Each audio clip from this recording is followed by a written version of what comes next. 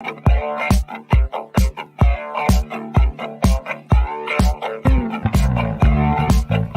get ready.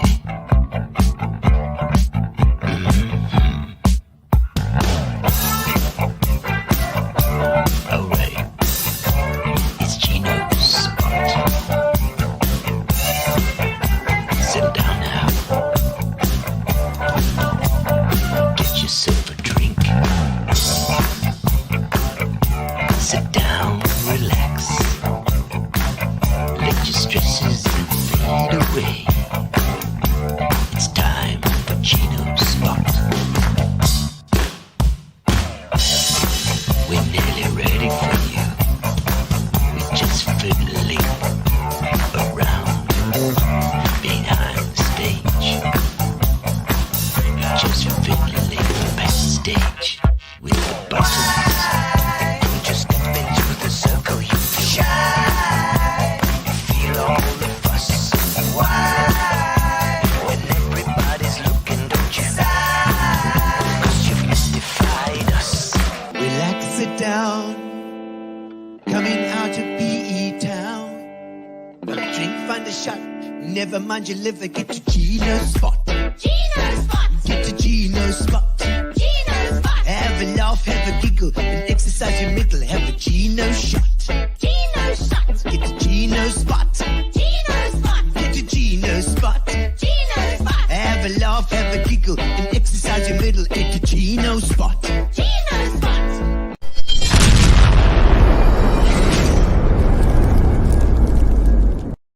Woo, ladies and gentlemen, welcome to Gino's Spot tonight. Tuesday. It is indeed a Tuesday night, and that means Gino's Spot indeed 6:30 every single Tuesday and 6:30 every single Thursday. We have done it the whole of lockdown. We will be continuing because we have created a bit of a thing. Indeed, Gino's Spot's becoming a local thing, a local TV show, an interactive TV show. Isn't it marvelous? We get people from all over the world, including Ronald Manar, who's all the way in New Zealand. We're looking forward to the show.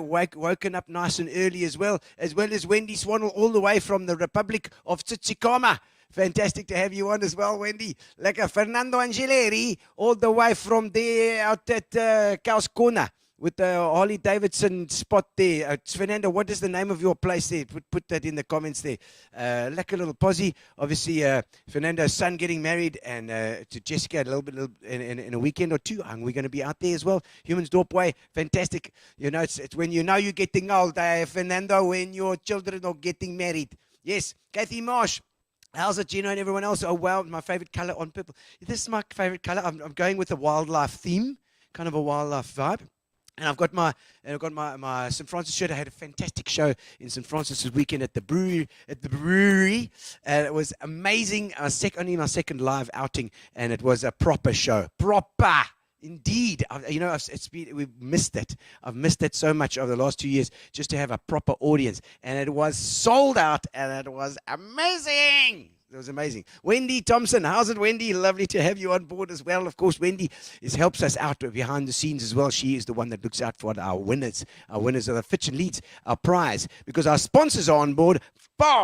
Spar are indeed on board, and of course Fitch and Leeds is helping out, and our Amerbia, our internet provider. Thank you very much, Nicola, for our Amerbia. It has been wonderful. Glen Eden, Cinsa, Callista May Stanton, excellent from Cinsa. I like that. A bit of out there towards East London, eh? And Camilla Ellis, Gino and friends, relaxing with a cup of tea. Relaxing with a cup of tea after a long day. You know, I love things. They've had the English in their tea. In my travels as a muso, we bumped into Smokey. They were at the Durban airport. I'll never forget that. And at the Durban airport, there was this rock and roll band, and they said, "Oh, just can't wait to get home for a cup of tea." That's all they want, really. They were just a bunch of old Englishmen. There we go. Terry Almiral, how's it, Terry? Lovely to see you as well. I'm glad you're online for tonight, watching a bit of online television, eh? Getting that technology going. Woo! How's it from St. Francis Bay? How's it, Santa? Tell me where you're watching. Tell me where you're watching from. Tell me what you're doing. Give me some news. I don't know. We've had some news this week. I don't know what's going on. We've got no street lights. We're going to have to fix that up sometime. PE, we need to forward PE. And of course, we've got Lloyd We've got Lloyd on tonight, and Lloyd is going to talk about the fuel-to-fuel transfers. This is something you guys have got to know about. You have to know about this stuff. We are taking a new tack with Gino Spot tonight. We are having a look at some our conservation theme, and we'll be doing that over the next while as well. We're doing the odd show with the conservation theme. This one is a terrible danger to our existing beautiful bay, and we're going to chat to Lloyd Edwards about all that tonight, and as well as some specialists we got on board as well. So it's going to be a very interesting evening. Yes, David Hazelden, yes, our counsellor. Dave, you better have a listen as well, because maybe you can say something in council about this too. This is going to be we've got to bring awareness about the ship-to-ship fuel transfers, which is just such a danger. But we're going to chat about that now. We're going to sing you a song first of all to get you going. Send me your comments. Let me know what you're doing, where you're drinking from, where you are, what you are drinking, and then I want to sing a song. About you by my side, and I spent so many nights with Camilla Ellis. You got me wrong, a Santa's eyes. She says, Lloydie, what's wrong? And now you're back from outer space. You guys must try the tea from Marston's. It's fantastic in your face. Yeah, Camilla Ellis likes that very, very much. And Kevin Kelly, I'm on the road again tonight, watching from Winterberg in the Drakensberg. That's very far away from your house tonight. I'll have to pop in there after the show to say hello to your wife. That's right, Michelle Callista Stanton. First time watching, woo! Just a virgin watcher, all like that in 1 second too. And Kathy Marsh is there. Hello, everybody else. She is Fernando. Angeletti says hello. Oh, there we go. Wendy Swallow. How's it, man? Thank you very much. Well, it was a very quick song for you. In we go, ladies and gentlemen. How's it, Sean Keegan? Lovely to have you on as well. Always on a mission, Sean. Fantastic. Let me know what else you're on to. Alan Carter says, how's it? Hi there, Alan. Lovely picture of yourself and your wife in your profile pic there, I noticed. You got to have yourself and your wife just in case the other ladies come and chase you. All right. Well, ladies and gentlemen, we're going to get straight into this tonight, because tonight is an important topic. It's something that I was unaware of. I'd seen as you fly into this bay, a beautiful bay of ours. Every time I come back from Johannesburg, I come back from working wherever I am, and home is the best place to be. PE is fantastic. I fly into this place and I see all the ships in the bay, and I think to myself, oh, that's so nice to have so many ships in the bay. But the truth of the matter is not as beautiful as lots of ships in the bay bringing the bay lots of money. Not at all. These ships are just going through. So we're going to discuss that, and I'm going to put on an introductory video that Lloyd did a little while ago. Let's have a quick squiz at what's happening here with the bay. Got him.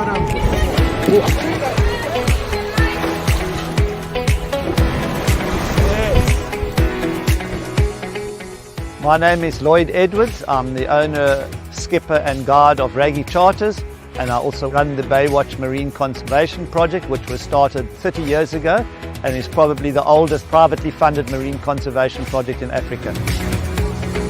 So today we are on Bird Island in the eastern extremity of Algoa Bay, and it's the center of the Greater Addo Marine Protected Area. We're on a whale and dolphin viewing trip. Algoa Bay is probably one of the best places in the world to view whales and dolphins because of the huge diversity of species and the actual abundance of them. Algoa Bay is also known as the bottlenose dolphin capital of the world, and we have about 28,500 dolphins that use the bay. So finding dolphins in our bay is a 99% hit rate. I'm Tues and I'm a marine tour guide with Raggy Charters. So we see a lot of cetaceans, for example the Indo-Pacific bottlenose dolphins. We also see a lot of migratory whales and penguins. In June 2021, Algoa Bay became the second site in South Africa to be awarded Whale Heritage Site status, a global accreditation scheme for responsible wildlife-friendly tourism experiences developed by the World Cetacean Alliance and supported by World Animal Protection. It's critical for us to be accredited as a Whale Heritage Site because tourists, they want to know but they are supporting tour operators that are looking after the interests of the whales and dolphins in their area. When they're with us, they can see that we've built up amazing amount of knowledge in the last 24 years. They can feel our passion. They know that we've got this great accreditation, and it allows them to be more trustworthy in it, and by the end of the day they get a much better experience. We know that the years of having dolphins and other cetacean species and things in captivity, it's becoming a thing of the past, and we're progressing. Why not come and see them in a natural habitat that is not manufactured by training? The difference between seeing a whale and a dolphin in captivity and in the wild is absolutely huge. When you see it in the wild, you see it at work in its natural day, interacting with each other, fighting with each other, playing with each other, surfing the waves. It's incredible to see the speed at which they can move. They're so alive, they're so intelligent, they're so in tune with nature. I like watching the visitors because to see the expression on their faces is absolutely incredible. And with dolphins, they just never get tired of them. Yeah.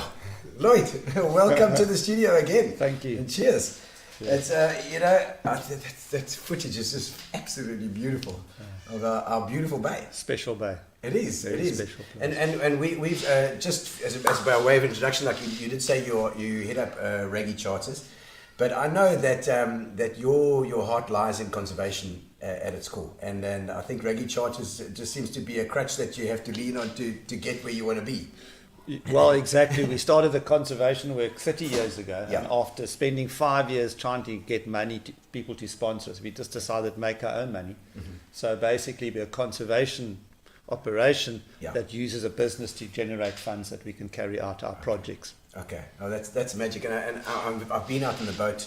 It was an incredible experience. I mean, I could not believe the amount of sea life in our bay and quite close by, you know.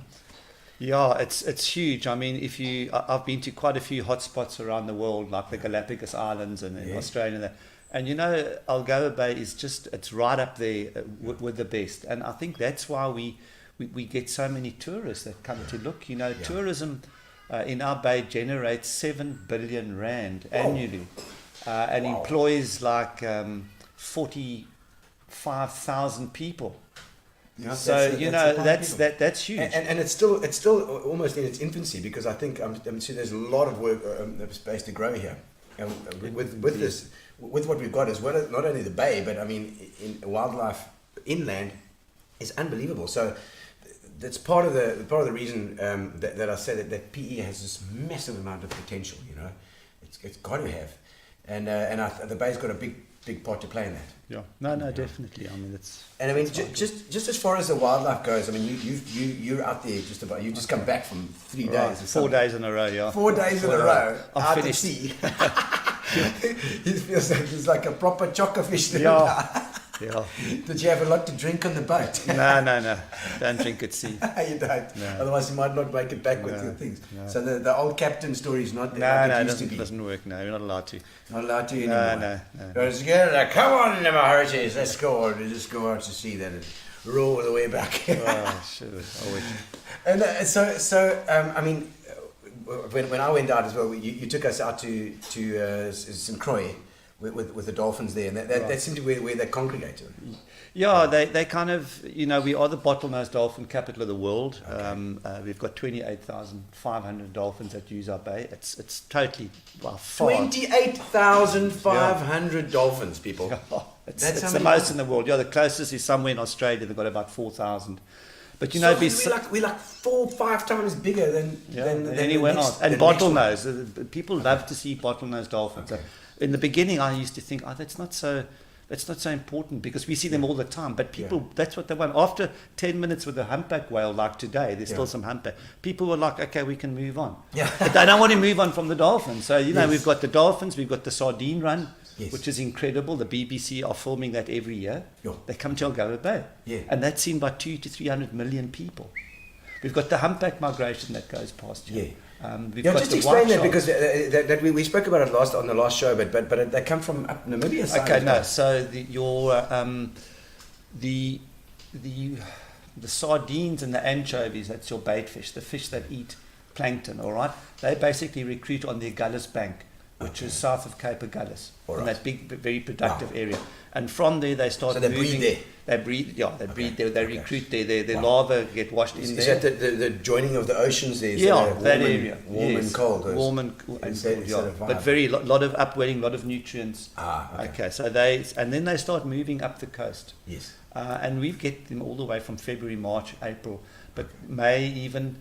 By June, they've moved up towards East London, and then they go through the bottleneck north of Port St John's, and then they go up towards. What's the bottleneck? Is there? It's where the continental shelf comes very close to the shore, and if the sardines got into the Agulhas current, they'll go the wrong way. Dear. So they're trying to go up. So they've got to wait for the cold water to push through that, and they go up with the cold water, and then the cycle starts again. But while they come up, every single known predator, just about in the bay, is after them. So the penguins are after them, the gannets are after them, the seals are after them, the common dolphins, the humpback dolphins, the bottlenose dolphins, the Brutus whales, our resident whale, the game fish, the sharks. Everything is munching this whole. It's the biggest sort of migration of meat on the planet. It's unbelievable. I think we've actually got a video, but I'm not going to play it yet. What I want you guys to do online now is please just share this link out, because I'm going to, in about 2 minutes, I want to play we'll play a little video of the whales feeding and the birds feeding. It's absolutely phenomenal.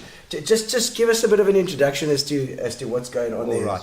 Okay, so people they would have been known that over December, January, often, and it's very warm, and suddenly we get this ice cold water coming in. Okay. And everybody's, where does that come from? Yeah. So just very briefly, when the wind blows from the east, that's from East London side, all right, because of the Coriolis force, which is from the spinning of the Yes, earth, it moves all your surface water offshore.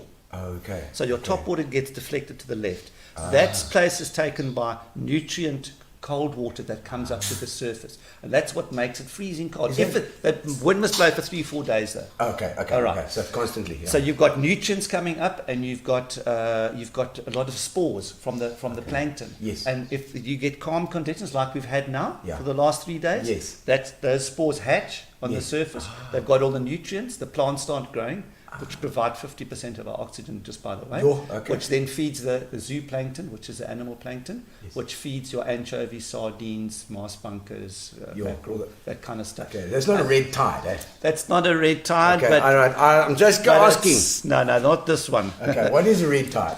Red tide's the same thing. The spores that come to the surface are then are red in colour, and they're poisonous, and they coat the fish's gills, and they sometimes poison everything. Then they die, and then they take all the oxygen out of the water. That's why the crayfish walk out the sea up on the west coast. Oh, holy crap. Okay. So this is different. This is This is different. This is a beautiful. It's from the cold, and it brings up, and then it hatches, and that it basically, food that's base. the start of your food chain. Yeah. It's Okay. driven by winds, and that's where all the apex predators are then preying on that. But this is the start. So and Algoa Bay is very rich in that, which is why we've become a whale heritage site because of that. It's Because of that thing. And so these whales then come down from. The whales are here all the time. They just follow the fish up and down. We've got resident whales and So- we've got migratory whales. So the resident whales come up between False Bay and Durban, up and down. Okay. The other whales are not really feeding here. They're from the Antarctic up to Kenya. We are halfway.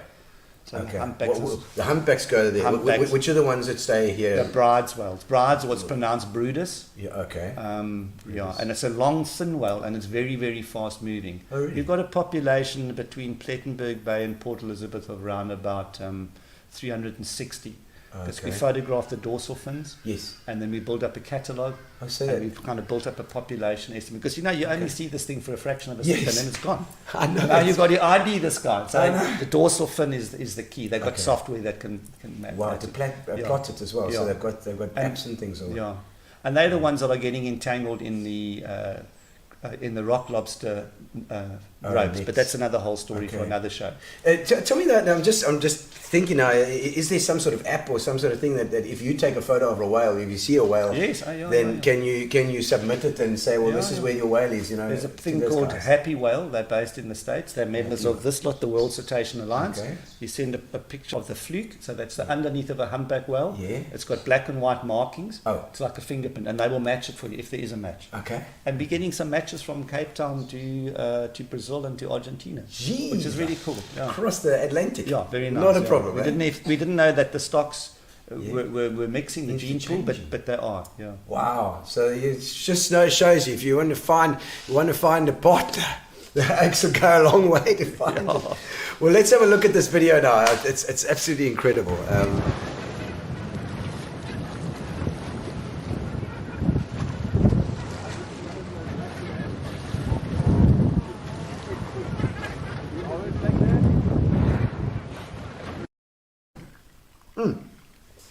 I think just show that last little bit again with the whale coming out there.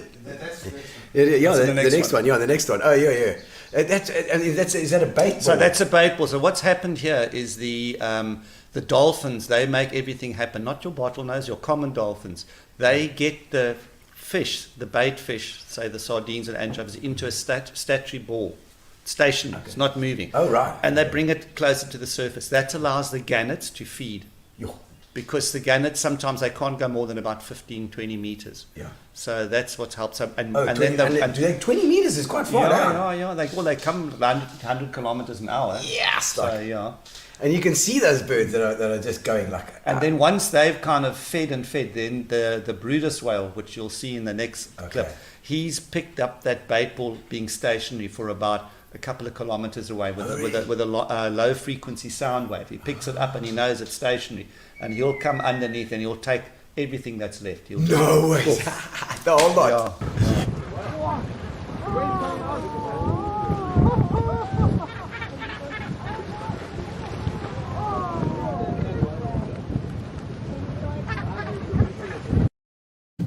Yeah, I absolutely love that. I just love it. It's incredible, and you guys are so close there. It's great.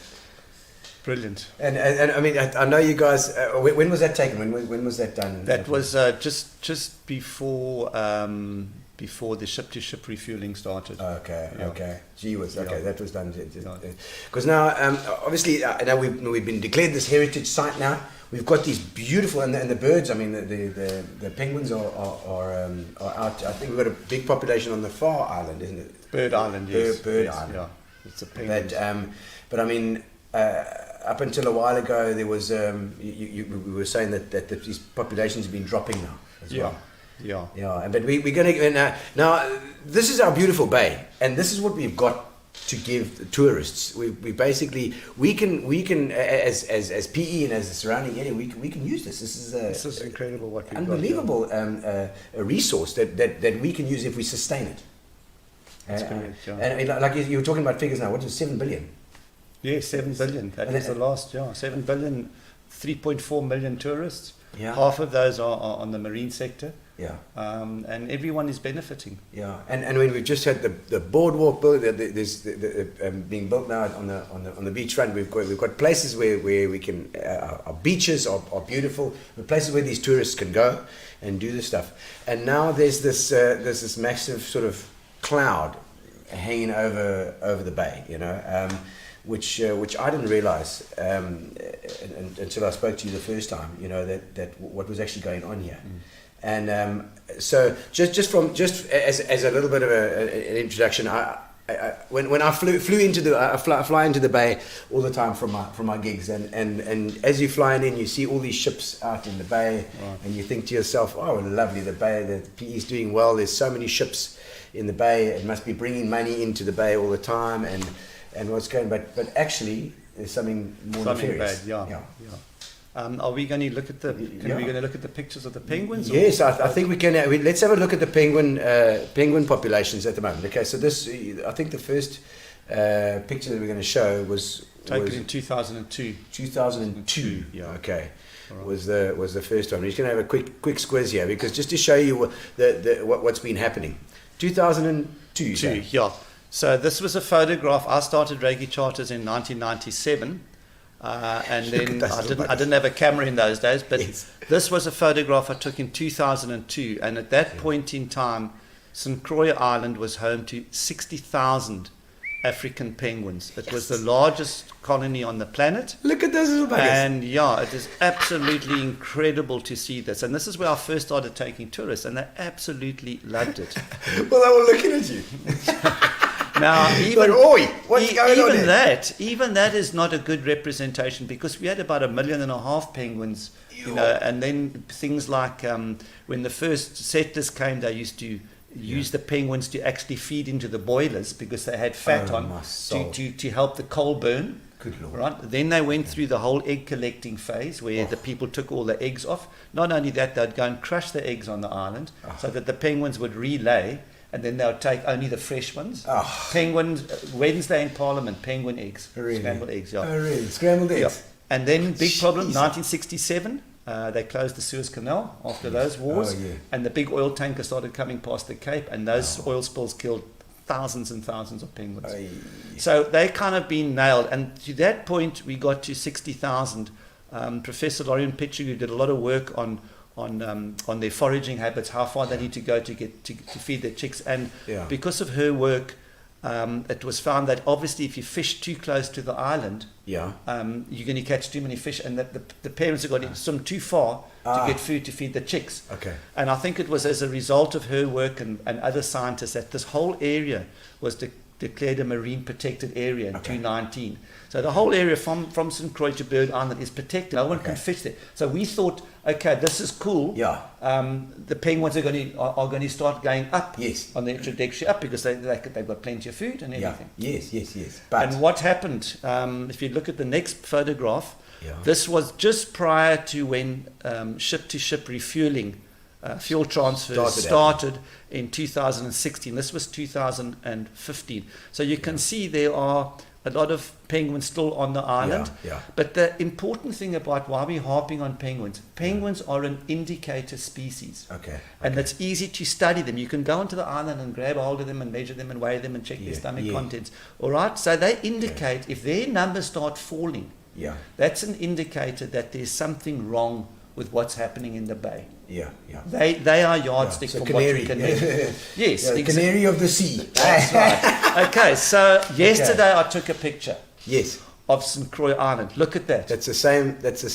That makes me absolutely mad crazy when I look at that. That is what bunkering or ship-to-ship fuel transfers has caused in Algoa Bay. There isn't one penguin on that island, on that. On those you rocks. know, and they're coming up to 60,000 there. There were 60,000 there at one stage. Before bunkering, they were at 23,000, and they were kind of doing well. Now we're sitting with this. I take tourists, they say, where are the penguins? Where are the penguins gone? Where are they? And where are the penguins gone? Who are the people, the organizations that are supposed to be looking at that? Can I tell you who they are? Right, there's 3 of them. There's the South African National Parks who do amazing work. They may not comment on this. They are controlled. They probably lose their jobs. I'm not talking. I've spoken to I've spoken to senior people. The South African Marine Safety Authority, SAMSA, who issue these permits. You know, they're carrying on with the permit. I know that the people in there don't support these fuel transfers. All right. And then we have the environmental affairs, and they've got the same problem. That they're the custodians of our oceans. And what are they doing about these penguin numbers? Wow, you know, that's a drastic thing. I just want to see a couple of comments here while we're here. Let's have a quick squiz. Wendy's saying Lloyd's knowledge is you're quite right, and because you're in the thick of it all the time, which is great, and we so need people like this. Marjorie Manuel said, Lloyd and the team, Raggy Charters, absolutely. Thank you for all the amazing work you do. A ray of sunshine creates awareness, and that's what we're trying to do tonight, Marjorie. Absolutely, we want to do that. Paul Freeman, how's it? Lovely to see Mike. Great footage, incredible footage, incredible. Debbie Lane says fantastic work, and you're doing a fine job. Love you reading your scripts and videos as well. Also, Daphne Barkhuizen says she likes having a look at your comments and things. Philippa is saying a stupid question: what are the chances of being knocked off your board by a dolphin or whale coming up for air? No, not. Not. More. I said to Philippa, there's more chance of a meteorite hitting you on the head. Probably something like that happening, I think, yes. Herv Charaval says, had a fantastic time with Julie, one of your skippers a few weekends. Julie? I don't know, Julie, yeah. I don't know. She's now in Kenya. Oh, she's in Kenya now? Okay. Denise Cravenstein Dupree, thank you for the amazing work. Thank you, Denise. Yes, but we need to get the word out. So please, guys, do share this as well, because we need to make some sort of have some awareness for this, because we're just getting into it now. We were having a look in. We're having a look at some of these photos as well. Terry was at tourism before as well. Thank you for being so dedicated and sharing all your knowledge. You are amazing. She was Terry Omerel from tourism. Ursula Brown saying, Mr. Edwards, so proud of you. You are me hero. There we go. Stan Vinny says, excellent. Thank you. Stan's from Canada. Fantastic footage. Thank you very much, Stan Vinny. Canada. He was a policeman. I met him at an International Police Diver Symposium, nice. And he's kept contact all these years and always supports our projects. Yeah. Excellent. All the way from Canada. And we're just going to have a look at that photo there, Gary, of the dolphin.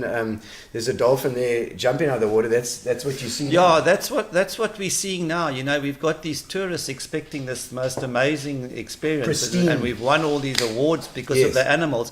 And I mean, these animals are jumping around in between the bunker barges. Yeah. I mean, there's a couple more pictures that I put in as well. I mean, Jane Dutoy, we're gonna see what we can do.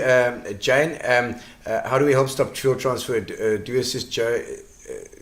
Who do we assist as Joe assist in stopping fuel transfer? They can start off with a petition, which will. Okay, we're going to start with a petition, and we'll show you where to sign up there as well. Please share, absolutely.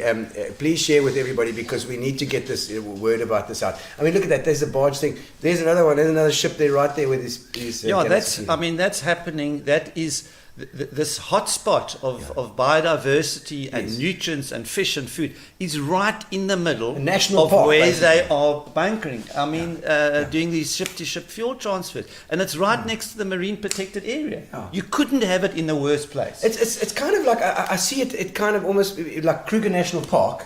Okay, we're going to put oil wells there in Kruger National Park. We're going to mine it or something. We're Can I maybe just say something about our standpoint on this fuel transfer? Yeah. We're not against it. Yeah. Okay, so it happens in Cape Town and it happens in Durban. But they're the ships that need to get a fuel transfer. They go into the port, the harbour. And it's controlled, and they're filled. Yeah. All right. What's happening in Algoa Bay is it's being done on the open sea. Yeah. And the guys that do the cleanups, they can put as many booms around as they want. That isn't going to stop. So what we're saying to the minister, we want it made safer. Either they must take it away, they must go into a port and to do the transfer there. Yeah. And you know, if there's a whole lot of money coming into the economy, which Mike will cover just now, that's great. But that's not happening. Yeah. That's not happening at all. And you know, the ship-to-ship fuel transfer people are, I think the last time we saw it was 54 jobs. Yeah. And no money. So what do we... The money is not coming to us. The money is Russian roulette with our beautiful bay. They can't even clean up a small spill. Yeah. Imagine if we get a major one. Yeah. And also, you know, this fuel spill guys, Kevin Kelly and them, they've got stuff that absorbs the fuel or the oil on top of the surface. Yeah. But some stuff sinks to the course. bottom. I mean, some of it on the last oil spill went through the marine park, the marine protected area, and washed up on the beach. Those big tar balls. Yeah. Other stuff goes in emulsion. So you can clean the top, but that's not all of it. Terrible. And it's because it's that thick stuff. I mean, I'm sure we'll talk. Not only that, you know, when you transfer this heavy furnace oil from one vessel to another, you've got to heat it up. Yeah. What happens when you heat something? It gives off fumes. Yeah, those fumes are going into the water. Yeah. Even the deck wash, when they wash, and the chemicals and stuff they use to clean or whatever, that's all going into the water. Yeah. Otherwise, the penguins wouldn't be none. Yeah, they would be thriving, of course. It's a meter. Because the next island, Bird Island, which is the control, on Bird Island, they're doing the numbers are staying the same. On the rest of the penguin colonies around South Africa, the numbers are staying the same. Okay. It's only St. Croix, which was the biggest. Yeah. I know the scientists were on there last week. It's been destroyed. Yeah. Okay, so they have been out there as well to have squids. They were looking now last week. Because we've got groups of people here involved, sort of that it's all about. And we've got Mike that's going to come on just now and talk about the finances and stuff as well. Who's making the money, where the money's going, you know? Because I suppose that's always the telltale sign. Yeah. Who's making the money? People in Port Elizabeth look out and they say, "Oh, the bay's full of ships. That's great. We're getting business." It's not happening. It's exactly what I thought. I thought the bay's doing so well. There's always so many ships now. You just see them. And with these guys, they're not staying. There's no money coming here. And these guys are filling up space, which is preventing ships getting more efficiently into Kucha and into our PE port. Okay. They're taking up space as well. Yeah, that's also a problem. Yeah. I've heard that the guys are looking at exporting their stuff now via other ports and that, like the citrus guys and the. We can't. Yes, you can't do that. Yeah, I mean, so. Now we need to get business in, so we need to have ships in there. Carl Baumeister says, "How's it? Great footage, big issue. There's no stock, then no tourists. PE can't afford it. Must capitalize on the big revenue generator. No brainer. Keep up the good work. Thank you, Carl Baumeister, fast bowler. Eh? Yeah. Remember Carl? Yeah. Absolutely amazing. Andrew Stewart, great job, Andrew. Thank you. Need to broadcast far and wide. It is criminal, Andrew. It's unbelievable, terrible. It is our bay. The bay is an awesome asset that we have. There's another breaching whale there. Yes, so have a look at that picture. That's now a southern right whale. The southern right whales traditionally would come into North End and down towards the Jaleel, that little island just off Kucha. And they've gone from that area because of all the noise. You know, these ships are generating a lot of noise and a lot of mess and, you know, all that sewage and stuff going up. So they've all moved down to Sundays River in the marine protected area. So at least they've got a haven there. They're safe down there. But this guy was now on his way out. And just behind that well, there's a bunker barge now refueling another ship, transferring thousands and millions of liters of the most toxic substance on this planet that goes into engines. It's just a ticking time bomb. I mean, it's going to happen. It's going to happen that there's going to be a major spill. There's just no doubt about it if it carries on. And they want to double up on the amount of people, the amount of companies operating. So that just increases your odds and decreases the penguins even more. Well, maybe we should start to delve into this now and see. We've got a couple of specialists coming on board. I know.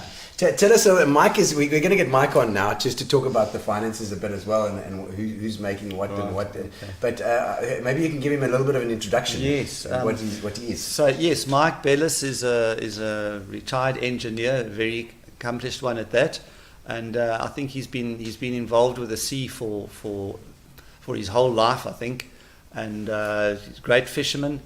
And I think he's at the point where he would like to put something back, and he's tirelessly working and following up leads on where the money is going to. Somebody once said to me, follow the money and all will be revealed. Yes, and that's what he has been doing. And has it been like almost like a solo thing? Is he got to help? Where is he? Well, Ronell helps him a bit. But he's on it. Well, stick on your headphones. Let's get Mike in to have a quick chat with Mike and let's see what he's been doing all the way in Jeffreys Bay. Hello, Mike. Hi there, guys. Yeah, how's it, man? Lovely to have you on. I think you've got all your books and everything in a nice, neat row behind you. Looks lovely. And but Mike, is this this is obviously close to your heart, this sort of thing? Well, it is. Algoa Bay, the special place. All marine areas are special places, but that one is really special. I like to call it a marine park because not just the marine protected area, but the whole bay is a park. So it's a tragedy to see what's happening there. You were talking about when you fly over and you see all the ships on the water, you think that they're delivering foodstuffs or motor cars or whatever, doing good things. But in actual fact, majority of them are there taking on fuel. And ships are enormous guzzlers of fuel. You'll be staggered to know.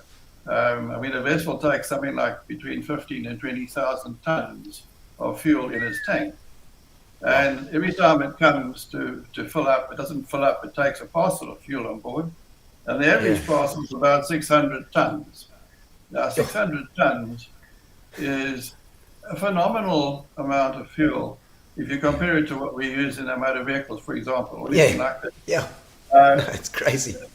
Also, the value of that parcel of fuel is quite phenomenal.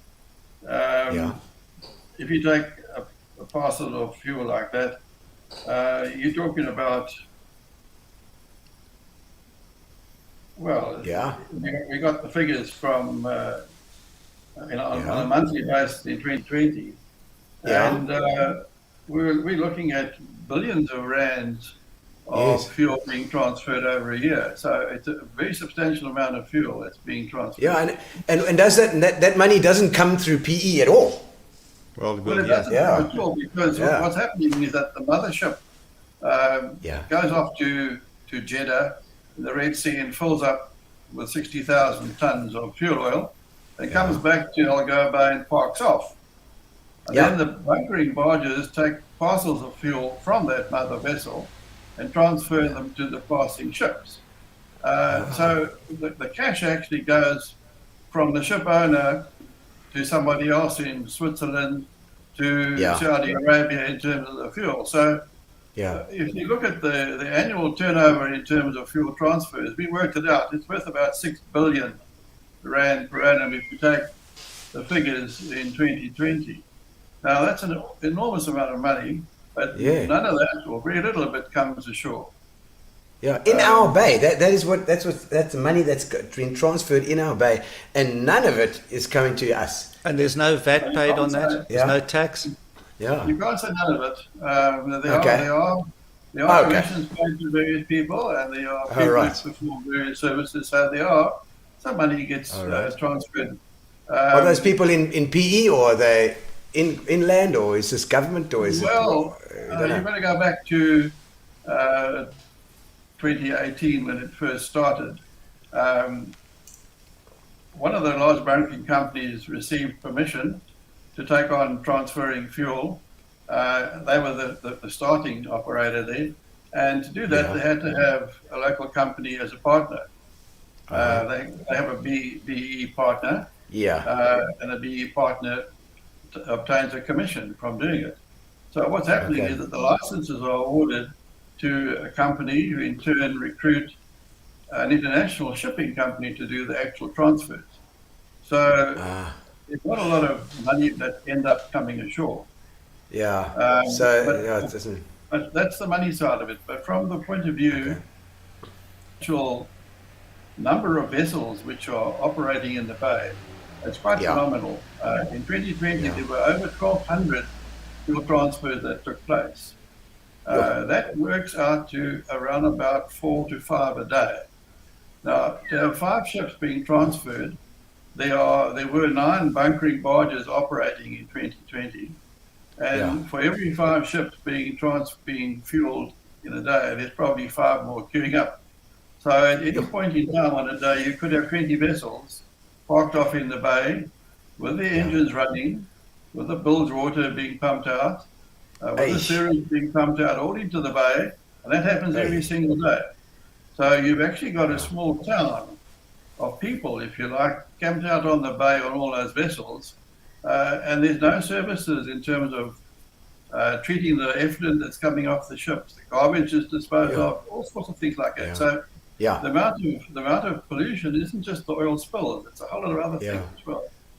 I mean, even if you walk up and down the beaches there, there's all sorts of crap that washes up, and we have to constantly have these beach cleanups. Never mind the bilge water and the oil and the crap that's coming out of there. Well, the other thing that's worrying, of course, is the amount of noise. A big vessel like you've seen on some of those shots there, those engines never stop. They make an awful lot of noise. They operate 24/7, and there's generators running, there's engines turning over, and there's dozens of them on the bay at any one point in time, all the time. And it's got to interfere with all those dolphins and whales and sardines and everything else that you see there. There's got to be an impact from the noise. The noise impact, I think, probably is very, very severe indeed. But the transitory nature of this whole thing is not great at all. I mean, if all we're doing is we're gambling with our bay. we're just saying, okay, well, it's like our little Kruger National Park. We're going to use it for transferring all this stuff, and if something happens, well, then it's just the nature that's going to come short, you know. So, yeah, it's a scary thought, and obviously we've got the petition and everything we can do, but I mean, I don't know, how do we stop? Do we get the government to lower taxes or something that they can come in and do it? You know, are they going to do something like that? What do you think, Lloyd? I'm not even sure if there are any taxes at the moment. Yeah. So is it just a matter of is it not easier to do these transfers in harbour, or not? Well, it's more expensive, and the companies will obviously make less profit. And they gearing towards profit rather than the safety of the environment, which is a very short term. Of course. And you know, if you hear what Mike is saying, is that, you know, if people in Algoa Bay were benefiting, and, you know, communities are being uplifted and everything because of these fuel transfers, great. Yeah. But it's not. It's benefiting rich people somewhere else in the world. Else. And at the end of the day, we've got the most to lose. Yeah. And tourism is one of the huge generators in the Bay, and we're going to lose that. It seems to me a much nicer way to make money, and a much more sustainable way to make money than that, you know. Well, if you look at other parts of the world where it's done, cities like Singapore, calm water, protected water, bunkering offshore was a big issue there, but it's right next to a refinery as well. Red Sea ports, also bunkering ports, places like Rotterdam. Also Gibraltar, those kind of places are all protected areas in terms of the ocean protection, but they're not marine parks. Now here you've got a marine park almost pristine, and you're putting a bunkering filling station of massive proportions in the middle of a marine park. It just doesn't make any sense at all. You know, when it was started, it was mooted to start at sea, 30 nautical miles offshore in 100 meters of water, where the bunkering would be done to ships that would go past. Well, that didn't last long because that far out at sea you can't do it. It's too dangerous. Yeah. So it was moved immediately right close to St. Croix Island, where the water's calmer. On the boundary of the marine protected area. But I mean, the boundary for a marine protected area, you can't. What is that? Whales. What does it mean to them? They're you know? Yes, absolutely. They don't care whether there's a line drawn in the water for your bunkering. It doesn't matter, and you can't tell that they are actually going to keep to those rules anyway. You know, it's like it's crazy. I think there's I see Sue Rhodes saying, please could you explain why Cape Town and Durban are able to have transfers taking place in their harbours? Do we know? I don't know, except to say when Kruger Harbour was constructed, it was supposed to be for bunkering in the harbour as well. Oh, you mean Kruger? Okay. Yes, it was planned to be a bunkering port as well in the port. Okay. So there has been infrastructure is kind of there for it. No, not yet. Well, it hasn't been put in. But in the year 2000, when it was constructed. Ship-to-ship bunkering offshore wasn't happening anyway. It's a relatively new phenomena. But we need to put some money into that. But then we would get the money back, and then we would. I would presume the petrol would come from wherever else. Just be stored on land at least. You know what? I think these guys are actually why it's happening in Algoa Bay. It's because they're getting away with it. And nobody is doing anything to stop them. And this money is all being made. Because you know, I spoke to the guy that was in charge of the transfer lot, and he says, no, if you do that, then we move somewhere else. We go somewhere else. Too expensive. Well, that's if I'm saying we must do more safety, you know, you must have better booms and better safety things and better. No, then we just go somewhere else. So they don't care. They don't care about the mishaps. Well, I think it's the money that it's just like, well, if you have to pay more then why do it? We'll just move. But then where are they going to move to? Like they're going to Mossel Bay or they'll go to Jeffreys Bay. They'll come join you in Jeffreys Bay there, Mike. Let's see what the surfers say when they pull into super tubes. The be great fun. And maybe it's just the place where there's least resistance. I suppose that's exactly. Is that right? So we just need to make more resistance. Well, the people that issue the permits operate out of Pretoria. They don't see those videos that Lloyd showed there today. They don't see them. I'm sure if they came and had a look here, they would think twice. Well, what about these? What do you call them? These studies that are done on by the scientists and these things that they have to get done. What's it? Ecological studies. The environmental impact assessment. Environmental impact assessment. Yeah. Maybe Mike would like to answer that. What do you think, Mike? Well, it's been an issue from the very beginning. When it started, it was said that they had done impact assessments. Well, what they had done risk assessments and determined that it's very risky, which we knew it was very risky, and they found out it was very risky. But what was asked for was them to do an impact assessment of the damage that would be caused by bunkering. And that assessment is a broader spread assessment, which had not been done. It hasn't been done since 2019 when it was supposed to be done.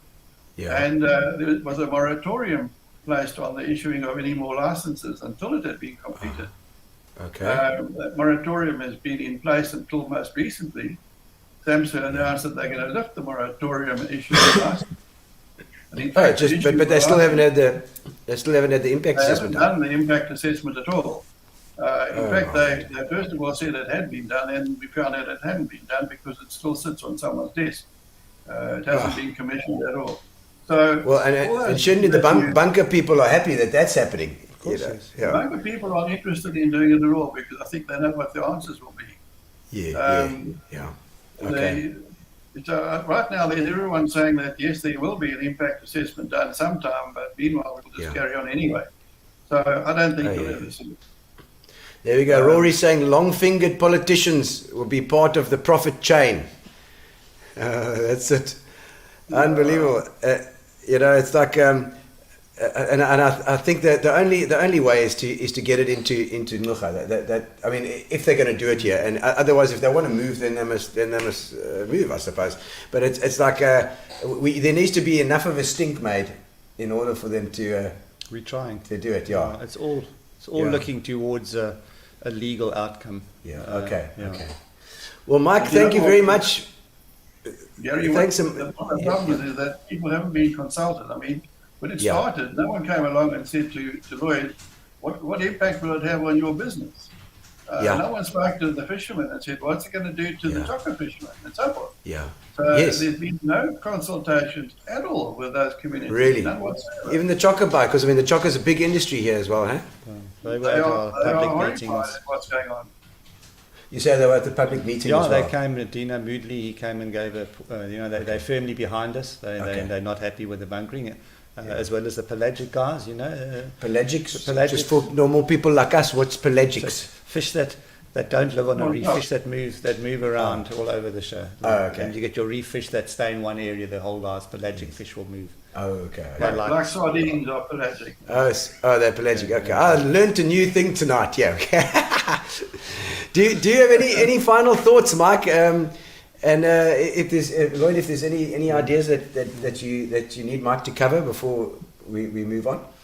I think the one important thing you mentioned, Mike, was the percentage of money that stays in the bay. Do you still have that statistic? The amount of money that's... I seem to remember a third of the percent. The amount of money. So, in other words, there's like 6 billion going on here that is going through, or that's been changed hands every year. I don't want to guess at those numbers because we just don't know. But my guess is that 90% of that money ends up going to the refineries where the fuel comes from. It's an expensive commodity. It's like all petroleum products are expensive these days. So there's commissions paid to various people for doing various things. There's transport costs and so it goes on. But I would think the majority, 90% of it ends up back at the refinery. But we don't see the profits from those companies published at all. There's no socio-economic study being done to show where the money goes, how much filters down into the community, how much goes into taxes. We don't see that at all either. You need a bit of transparency there. well, you need a proper survey done of the whole process, the whole money flow, basically. Oh, you say 54 people employed? That was at the last count. that we. That's, I mean, 54 is nothing for that amount of money. One must just remember that the vessels that you see are vessels which are owned by foreign companies. Yeah. The barges doing the transfer of barges on charter, they come chartered with the crew. So the crew on board that vessel comes from wherever the owners have got their vessel stationed. So they might be Panama. from anyway. There are some servicing done from port, and there are some boats that are locally manned who do certain things. But those are small numbers in comparison to the big exercise. The bay basically is the platform for it all to happen. And that bay can't sustain this kind of a pressure. It cannot do that. Sure. But thank you very much, Mike. Man, I think you've given us a good idea of what's happening there. Theo van der Berg says, "What does Sandparks has to say?" Do any of you two know? They've been, all as I was told, Sandparks, they can't comment. If they comment, they get fired. Yeah. So it's not them. They're brilliant people. They work extremely hard. They work in long hours in the marine, particularly, but they can't take on something like bunkering. Yeah. Because probably they're getting instructions from the top or something. I don't know, but it's so they're getting. It's a ministerial level issue. Yeah. I think that's where the pressure comes from. I don't know, Mike, if you want to explain about some of the SAMHSA directors that have been suspended. There's a lot of of interest. When it was first started, the CEO of SAMHSA resigned his job, and very quickly he became a director of the bunkering company. Wow! No way. But I'm not suggesting anything untoward in that regard. Maybe he had talents which he could bring to the bunkering company as well. Yeah, well, he's clearly got lots of contacts that he can chat to and get nice deals done, That was in 2018. Yeah. The latest CEO has also been suspended, and he's still unemployed for various issues which are not disclosed either. Although we did read in the press he was meddling with some of the bunker operators. I don't know what meddling means.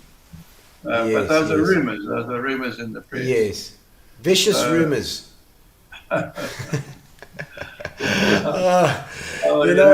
It's just it seems to be same old story with so many areas, but if we make enough noise about it, it has to stop. So we have to stop it. This otherwise, as a group, as a community, we have to fight against these things, no matter what the odds are.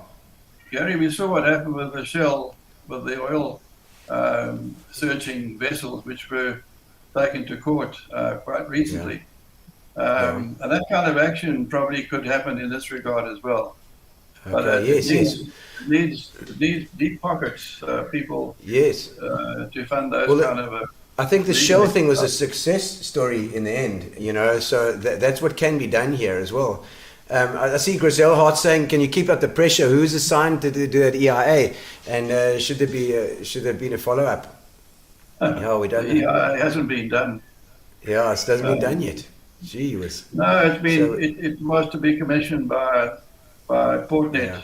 It still sits on somebody's desk there, and they use the excuse of having insufficient funds to do the research.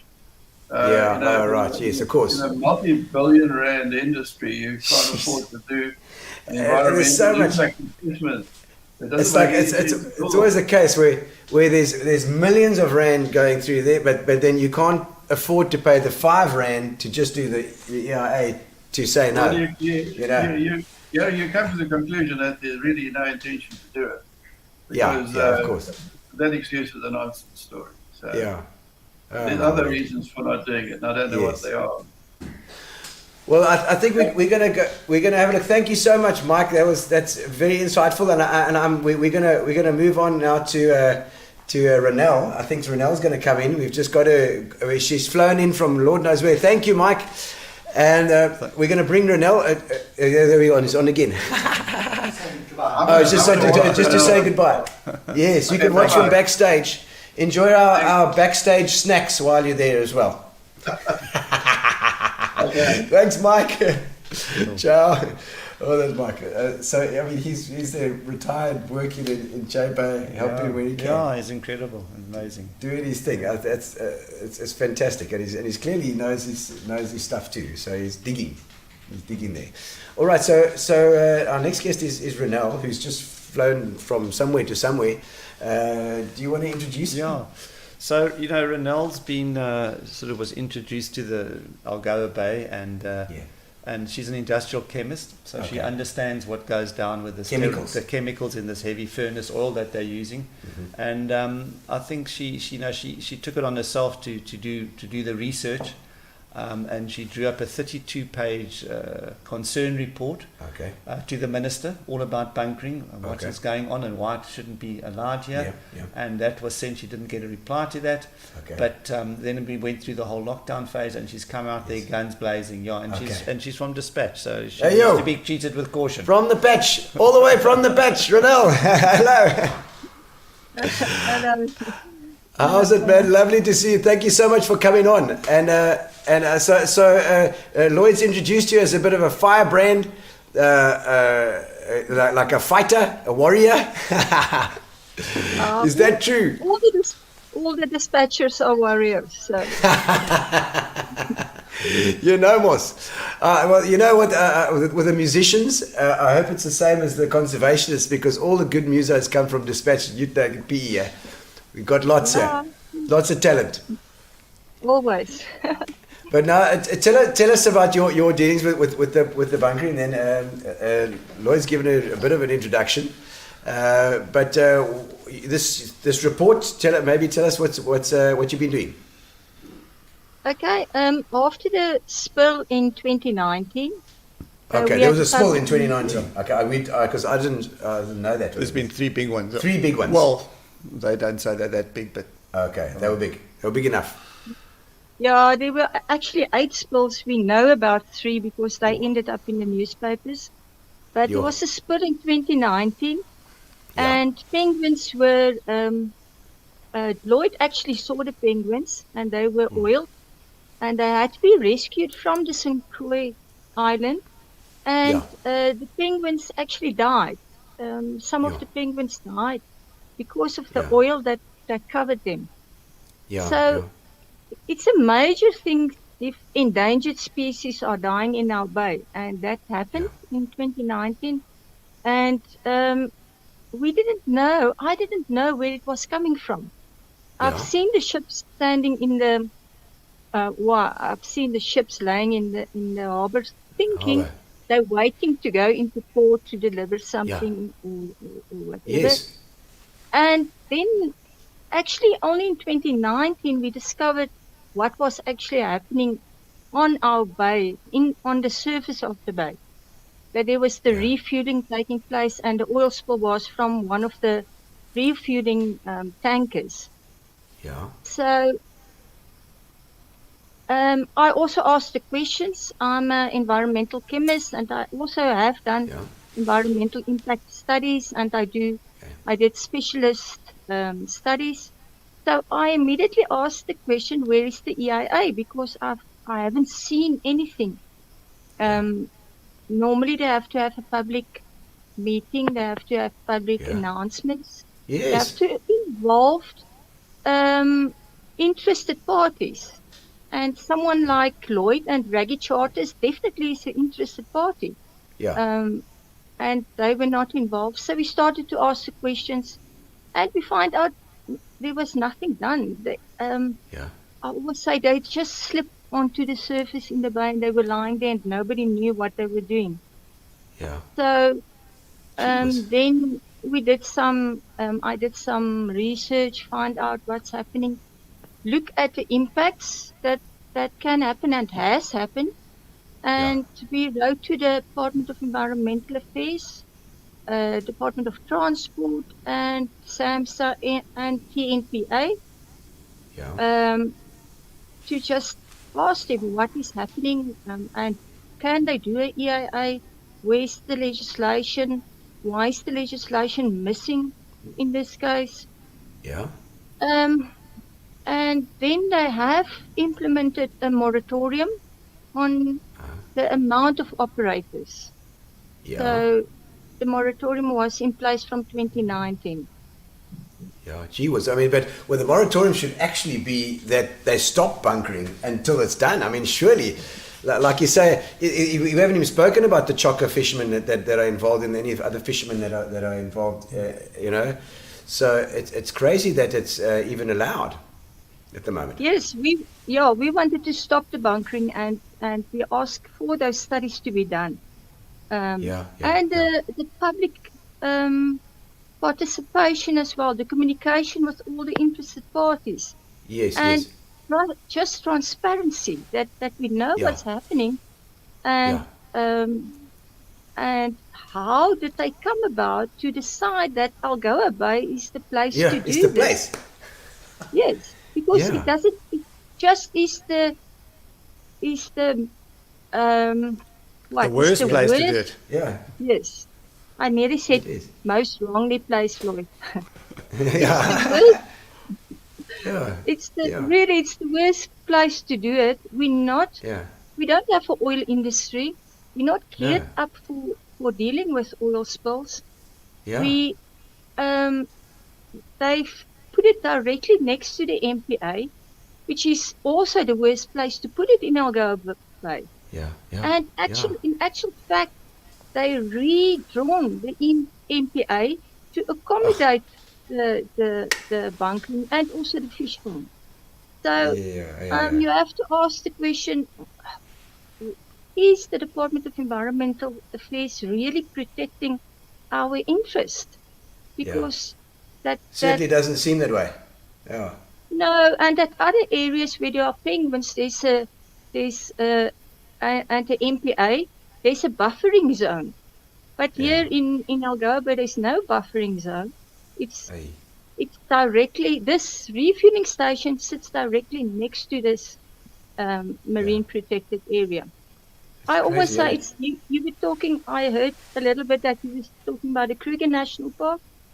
It's like putting a lot of fuel station right next to the Kruger National Park or into the park. Into it, into the park, Into it, Yeah.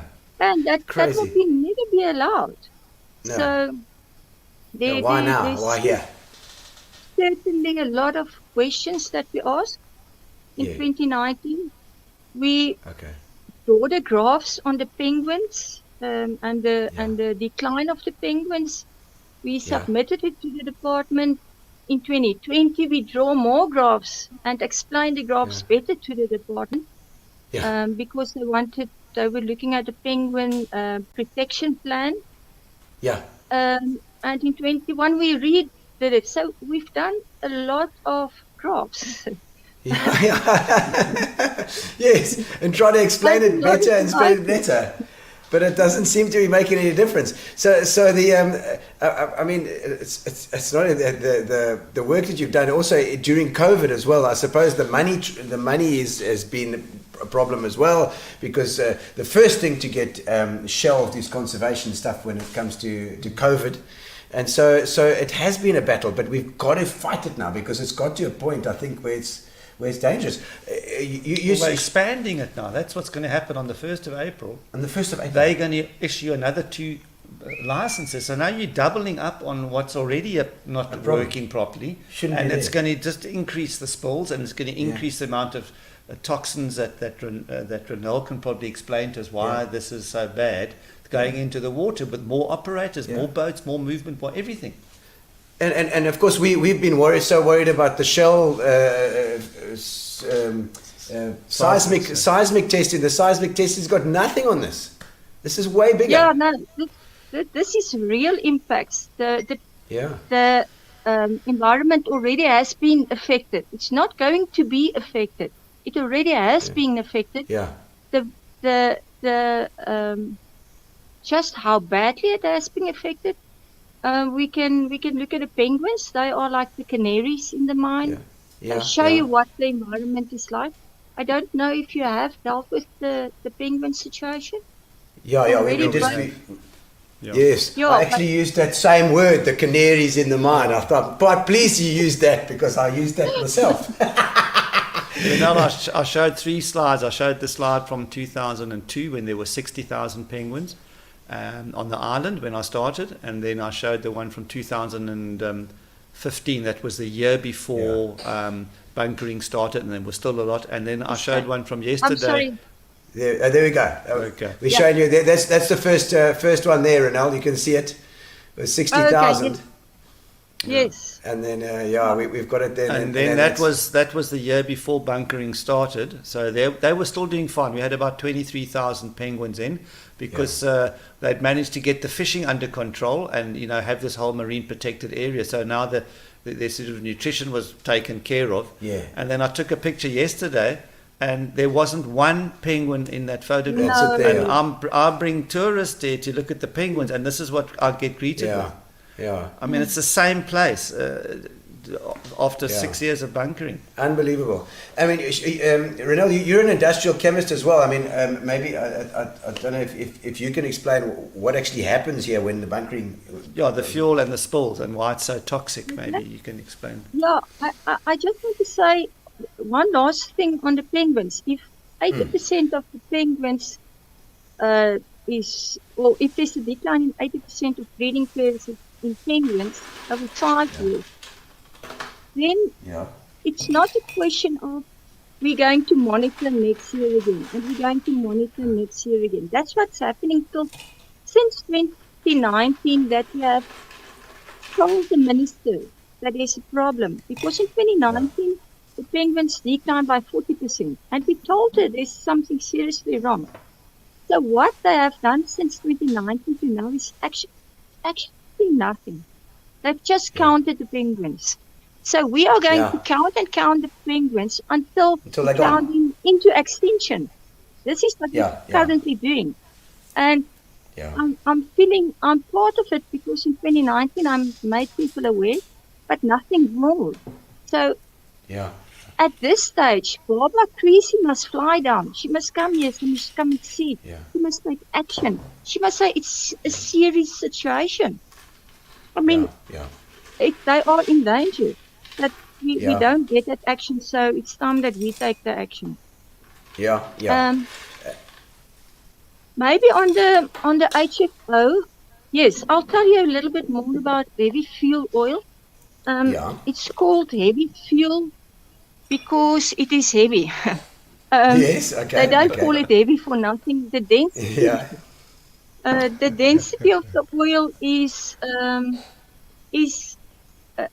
1,010 kilograms per cubic meter. That means it's heavier than water. Yes. So if it spills, a fraction will float, but the majority will actually sink because the density, it is so dense. HFO is the last bit that stays over when they refine the oil. So it is full of contaminants. It has these long chain carbons, and it is toxic as well. Okay. But the most important one is the density. Therefore, SAMHSA and everybody will tell you they have improved their spill control procedures. They have spill control contractors that stand by in the harbour. They can act like this, but in actual fact, it's not an oil that will float on the surface.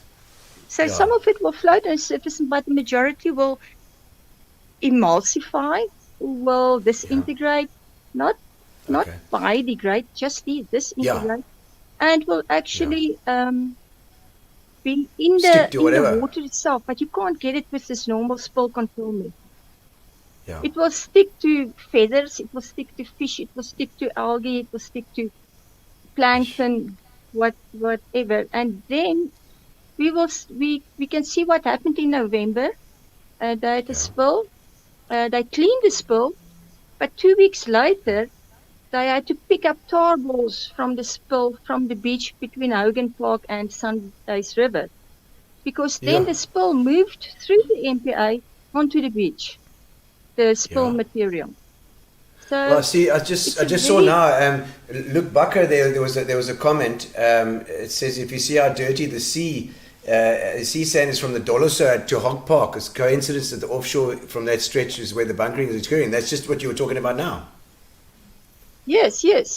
So they also did the Department of Environmental Affairs actually sponsored a study to be done on the modeling at the bunkering sites. If there's a spill, where will the oil go?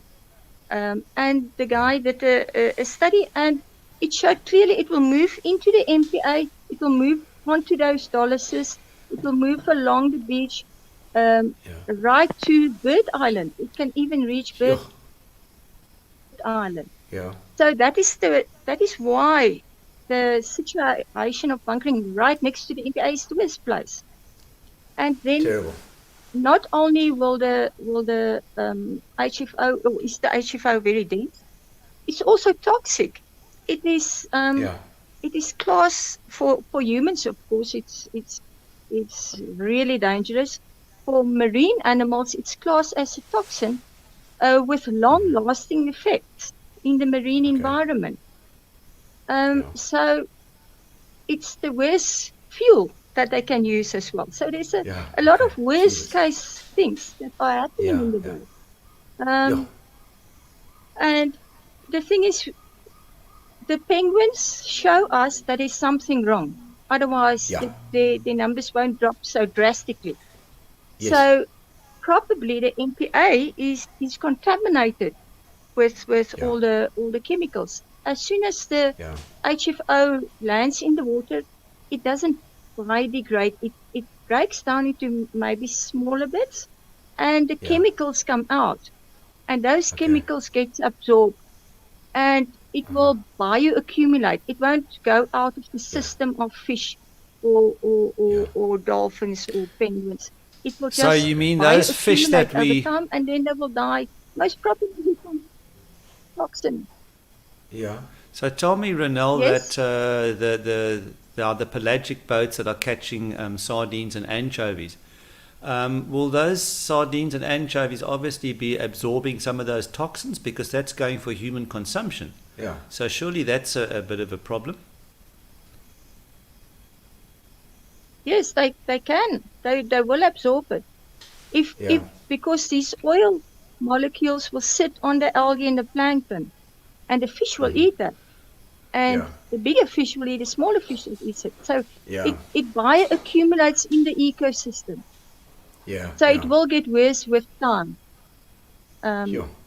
So so that doesn't spell out a great situation either. So there's at the moment there's just no good news with this thing. But Ronel, I don't know if there's anything you want to finish off with, or if Lloyd wants to ask anything else. Yes. Not only is the spill a problem.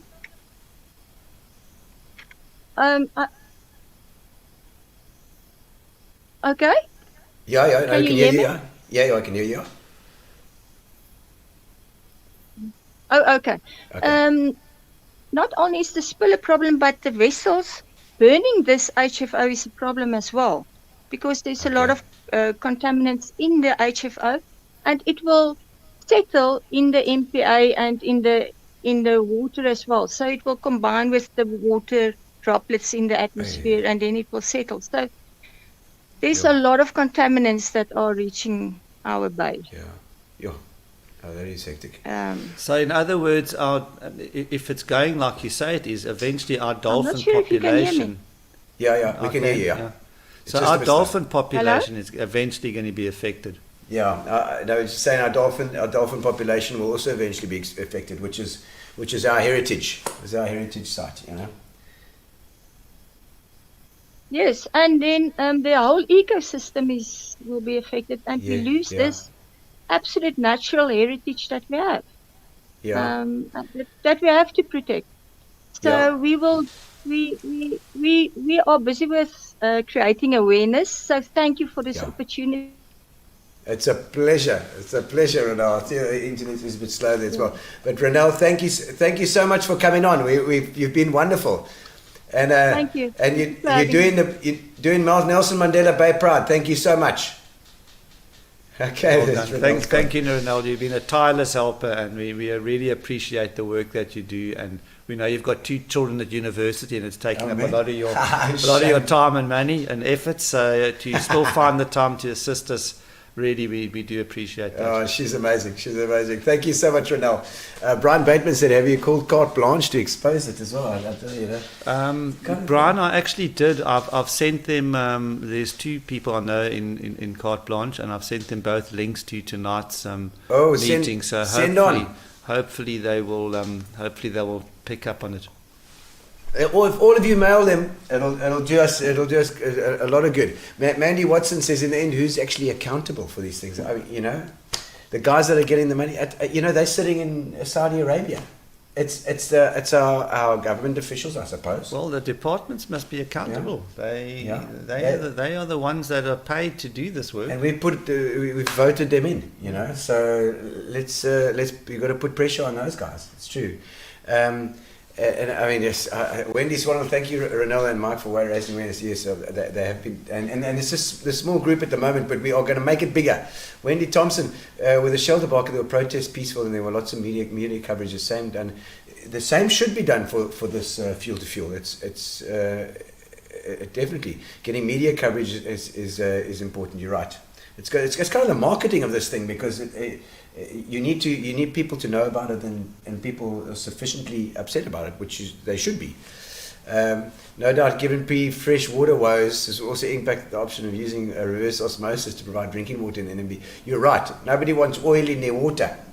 Don't mix, Rory. Oh, my soul. Anyway, but I think we have another guest as well. Theo van der Berg, can we not test the water along different coastal areas at different points to prove contamination? I think that's what they're doing. Yeah, well, I hope somebody is doing it. I think the scientific community need to step forward and start having a look at exactly what's going on. I know a lot of them are involved, but we just need more. We need more science on what's going on with the water quality. Yeah. NMU, I don't know who works, does the stuff there. If the students get onto it, they get quite militant. So we need some more militant students to jump on board. Or there's those guys that are studying biology and whatever else they do there. The past bunkering was confined to the ports. When did the operation move out to the bay? This is the whole thing, Brian. It's just they've just sneaked in there since COVID, So. And they're all over the place. If you look out at our bay and you see those boats, 90% of them don't even come into port. They're just bunkering. They're using our fuel transfer. Fuel transfers. That's all they're doing out there. All right, so I think we have one more guest, and that's with the penguins. Is that right? That's right. This is the petition. So people have been asking what they can do to help. Yeah. And we Ronel and I started a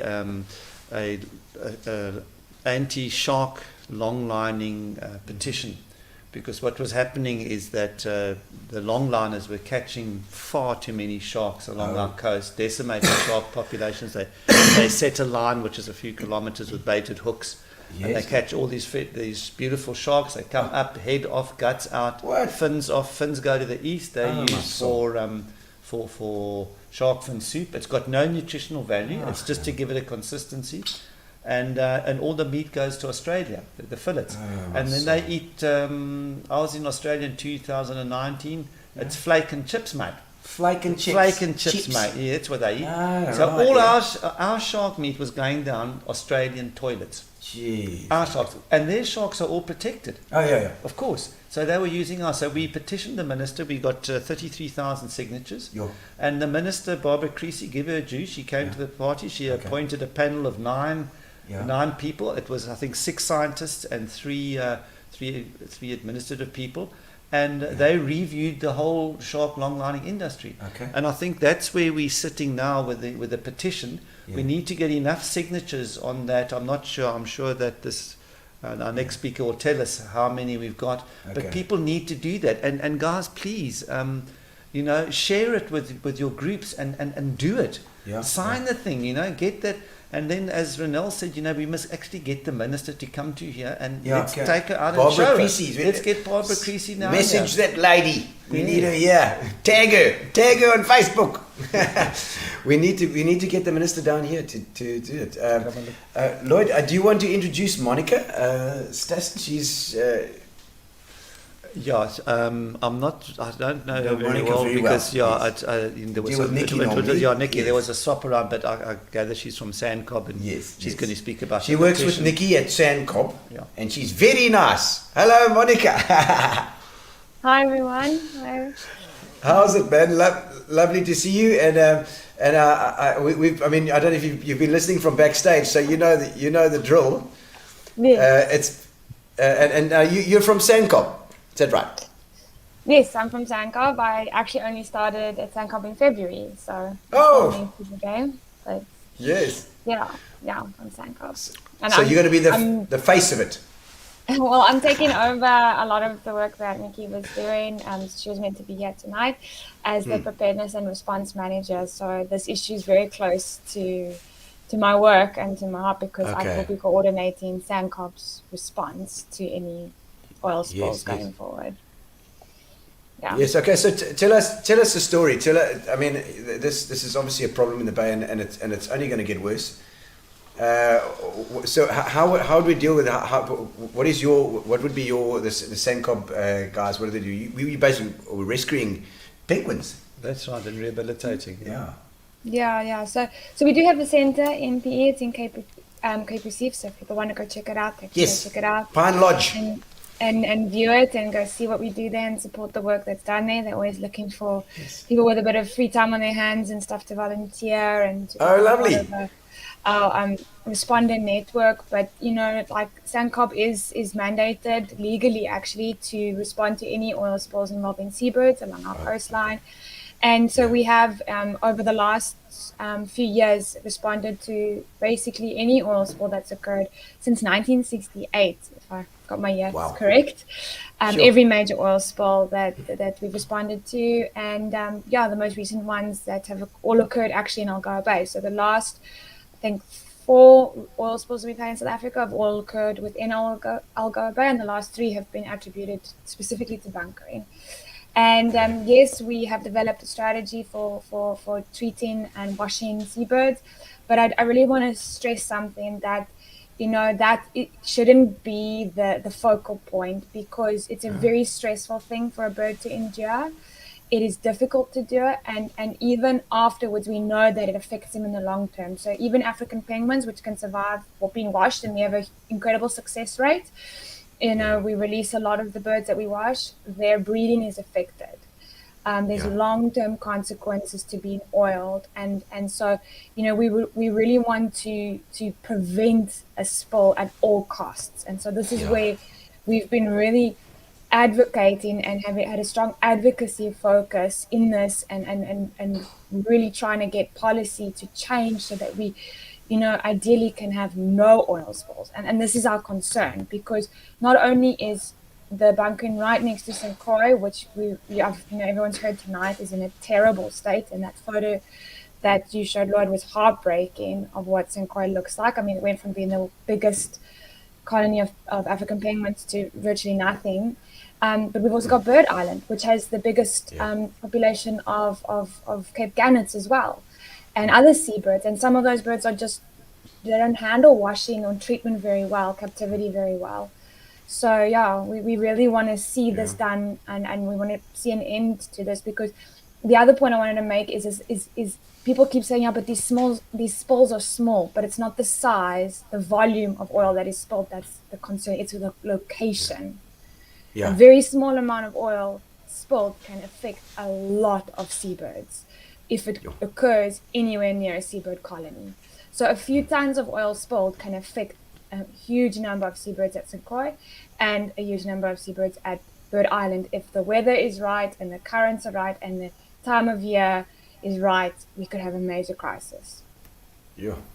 What you're saying is it's basically it's like we're saying, all right, well, It's fine if you have a car accident because we can just sew your limbs back on again. We can do it, and it's fine. We have a very good, we've sewed on 3 legs last week, and it's been fantastic. They're walking again, although with a limp. It's not. That's exactly what you're trying to stop the car crash. You're not trying to, we're trying to help. What you guys are doing an amazing job doing that, but you can only do so much if it's at the source. There's a problem. There's another thing that we found out doing the experiments is that when there's an oil spill, and my son was actually at the second oil spill, is that the penguins actually dived straight into the oil that was spilled.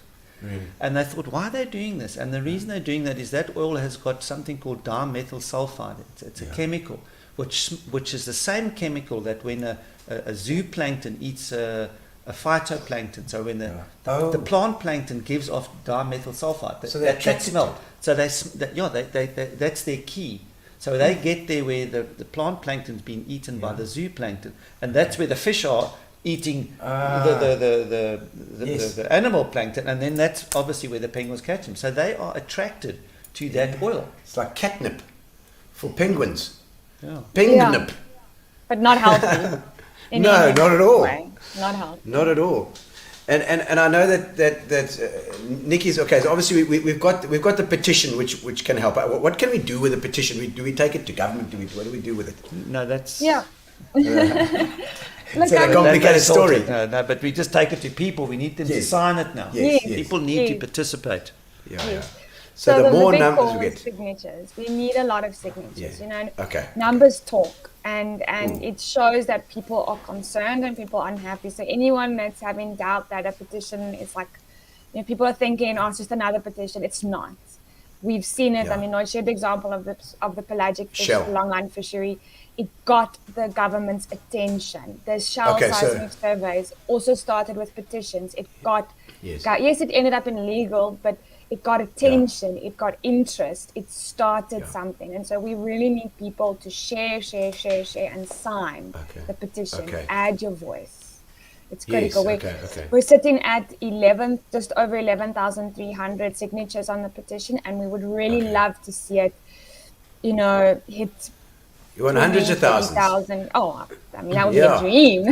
Yeah, that'd be fantastic. And it just takes a signature, for goodness sakes. It just takes a signature. And I think the link to the petition is in the description of this video. So if you look above, wherever you're watching on YouTube, or if you're watching on Facebook, you just look above and you can go into that thing, and there is a link that Gary has put into that thing as well. There we go. There's the one there. You can see that it says Gino Spot. We've put it in the comments as well. So in case you don't want to go through that, you can just scroll through the comments quickly. And in the description, it's in the description and the comments. So we've got it. You can just click on that and sign that petition when we're done with the show. It's really needed, and more signatures, like you said, the better. Because the more we get out there. And so the shell, were you involved in the shell one as well? Superficially, at my previous company, I was quite involved in that process. But I think this issue is something that unfortunately, as many people before have mentioned, it's kind of gone unnoticed because of other things between COVID and now the seismic surveys and other factors. It's kind of been swept under the rug, but it does need to be addressed. This, along with we've now touched on it, the noise pollution as well. We know that penguins are susceptible to the noise pollution. We know that they avoid areas where there is high levels of noise, and that there are several other marine animals that are also susceptible to it. So we really need to tackle it from all angles. So we've got the petition. We're engaging in different forums. We're trying to engage with government. We want this to go to ministerial level. We want to engage with the minister. And if necessary, we're going to have to explore legal routes as well, because we have such a small number of penguins left that this is like our last hope. I don't want to doom and gloom, but it's the reality of what we're facing. In 2021, they did a survey, and the number of penguins on St. Croix was 1,500 breeding pairs. And in 2019, it was just over 3,300. So that's a 45% decline in 3 years. 2019, 2021. If just a little bit of math, if it keeps going down by 40% or 45% every 2 years, you can kind of figure out that we're running out of time.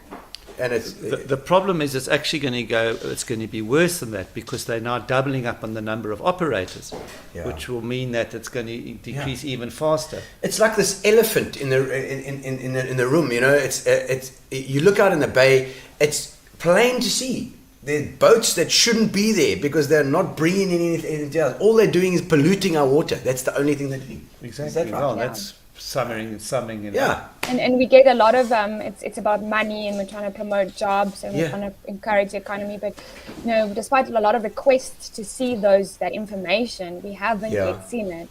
And you know, as I said, we're not against bunkering. We just want it done properly, neatly.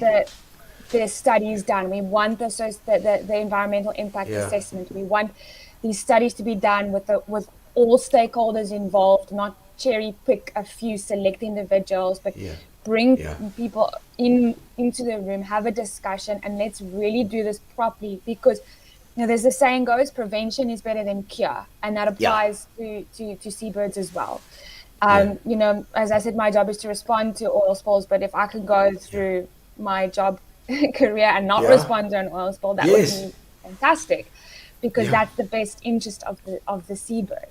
And I'm not, you know, oil spills can also affect other animals, and although Sandkop doesn't respond to those, we're also looking at things like turtles and marine mammals, all of which are going to be susceptible to the effects of oil and the knock-on effect. So, you know, we really need people to notice this and to say something about this, and to you know, send those requests to Carte Blanche, tag post on Facebook, share the news. It's all over Sandkop's Facebook page. There are many partners. I've seen it on Raggy Charters page. Look for the information. It's there, and share it. Get it out there.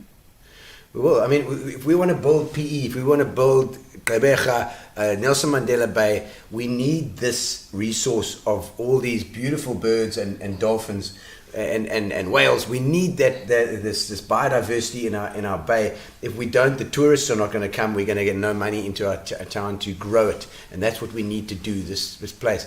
So kudos for what you're doing there, Monica. It's amazing, and we are definitely, everybody that watches this should sign that petition. We need to get it out there. Share that link as well with whoever you can.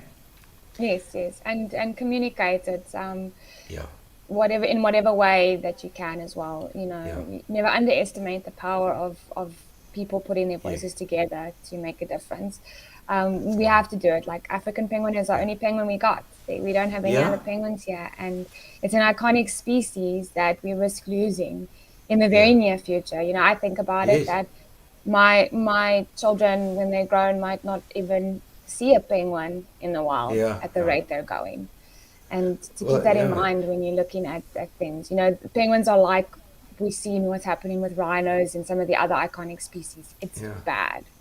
Every time you look out at the bay, check out how many ships are out there. Have a quick squiz, and then we can see that's worse than any shell thing seismic testing all the way around the bay. We may as well have them seismic testing on King's Beach. You know, it'll still do less damage than what these guys seem to be doing. You know.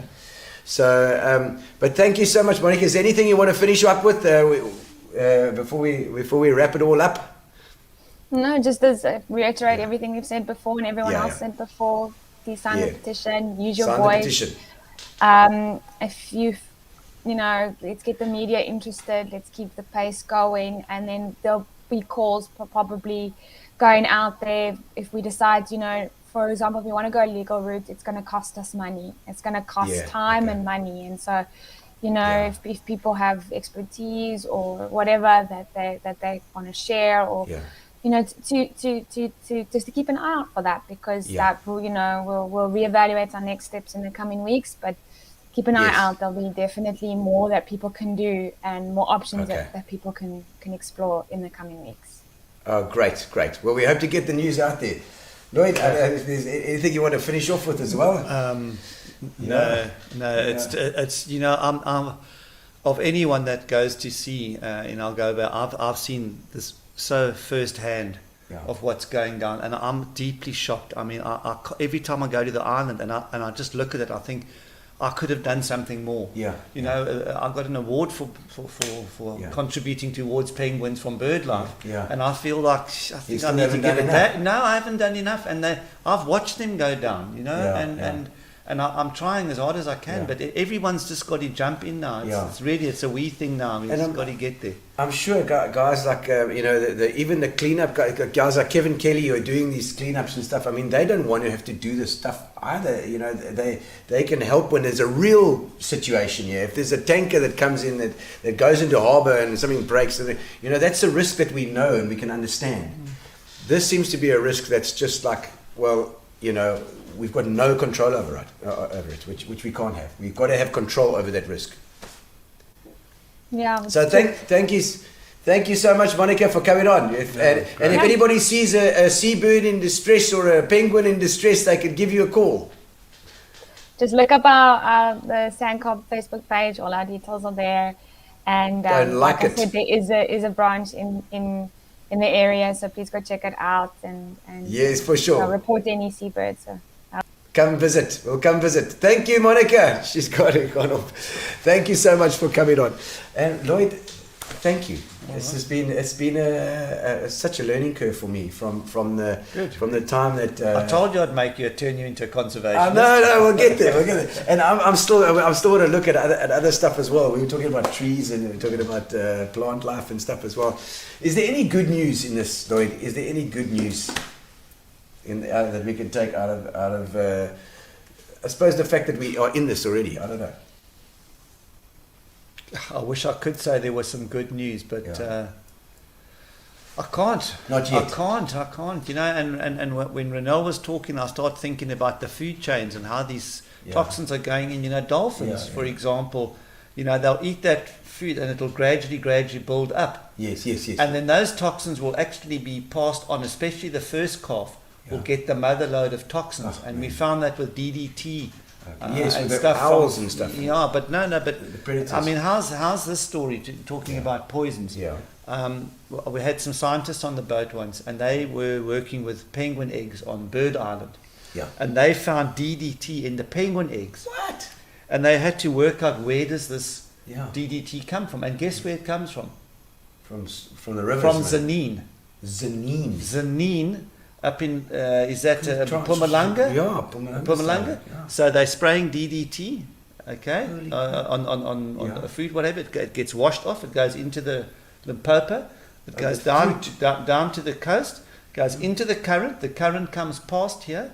It gets absorbed by the plankton, the plant plankton, animal plankton, the sardines, anchovies. It ends up in the penguins. The penguins transfer it into the egg. Unbelievable. So that's coming from the... Now, can you imagine all these toxins that are coming off these boats that are starting to go into the food chains for the last... They're going to end up in the dolphins. And the dolphins are going to pass it on to their calves. And the first calves, has been, you know, they get rid of the toxins first. So, you know, there's and there... You know, there were always scientists in environmental affairs and fishery that would study this and guide us. And it doesn't seem to be happening now. They're getting muzzled. We need the science guys to come out as well, and we need the politicians to actually do their job as well. Let's get Barbara Creasy down here. Barbara is the lady. We need her here.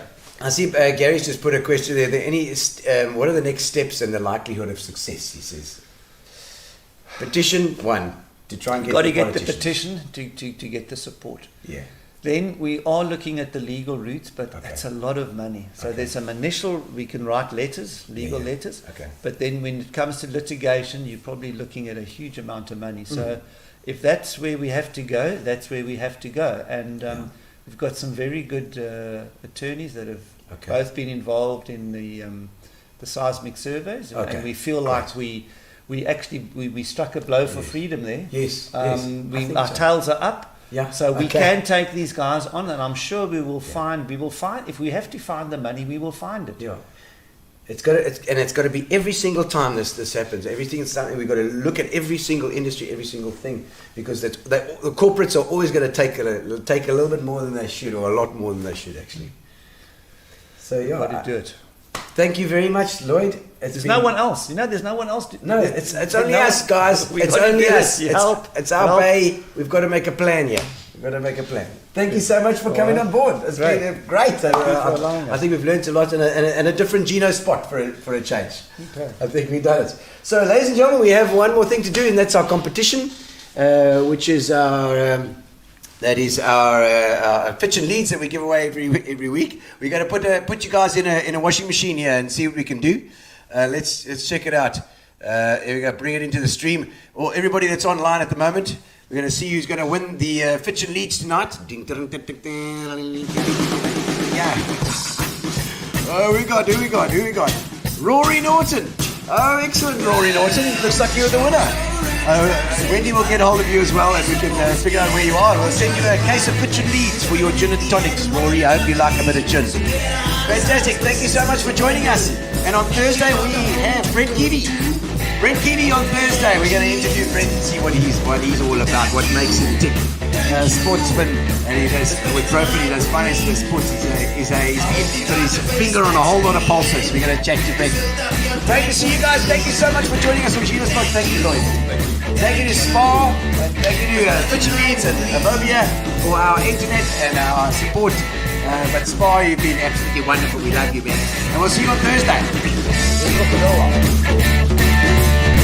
Relax, sit down. Coming out of PE town. Don't drink, find a shot. Never mind your liver. Get to Gino Spot. Gino Spot. Get to Gino Spot. Gino Spot. Have a laugh, have a giggle, and exercise your middle. Have a Gino shot.